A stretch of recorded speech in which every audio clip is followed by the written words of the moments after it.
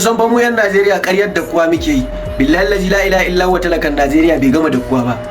Ya za a ce an yi shekara 8 kana tunanin cewa jam'iyyar da take mulki ita ce matsalar Najeriya, ita ta matsa maka, ita ta takura maka, kuma so da ba gidaje ne kai a zo zabe a baka taliya a baka 2000 ka kuma zabarta, kuma ta ci mulki kana kokarin ka zagi shugaban kasa.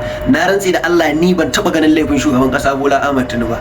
Duk wanda yake bibiya ta ya sani idan zai mun adalci, hasali ni kullum uzuri nake masa, damar shi nake bashi, domin mu muka bashi dama da kanmu, muka yadda muka yi muslim ticket, aka zabe shi, aka karbi taliyarsa, aka karbi 2000 sa. Da haka dole sai an haƙura wannan taliyar sai an mai da kuɗinta. Bashin da aka bawa na 2000 har yanzu rabi ba su biya ba. Da haka ana nan ana cewa da karɓa, wallahi sai mun biya. Sai mu bari sai ya gama karɓar bashin sa ya ɗora riba, idan ya ga dama ya sassauka mana, to in bai ga dama kuma ya ƙarasa. In shekara 4 Allah ya kaddara zai yi, yayi ya tafi, in 8 din ya kaddara zai yi, Allah ubangiji ya sauƙaƙa mana ya sa mu yi ta cikin aminci. Babban matsalar Najeriya kenan, shi kanshi talakan Najeriya da ya bawa gwamnatin dama, domin da wannan ake ɗora gwamnati. Kai ka je ka dangwala duk yadda gwamnati ta kai da muguntarta da zaluncinta da babakiranta, wallahi idan ba a dangwala ba za ta yi tasiri ba. Ya aka yi lokacin da aka ka Buhari, maja aka yi aka dunkule aka zaɓi Buhari, wallahi sai da aka kayar da PDP a Najeriya. To mu zo mu dunkule mi majar, mu zo mu tattare a guri daya, in dai da gaske da kuwan muke yi, babu inda ake samun sauki a Najeriya. Duk inda ka taba wahala talaka yake sha.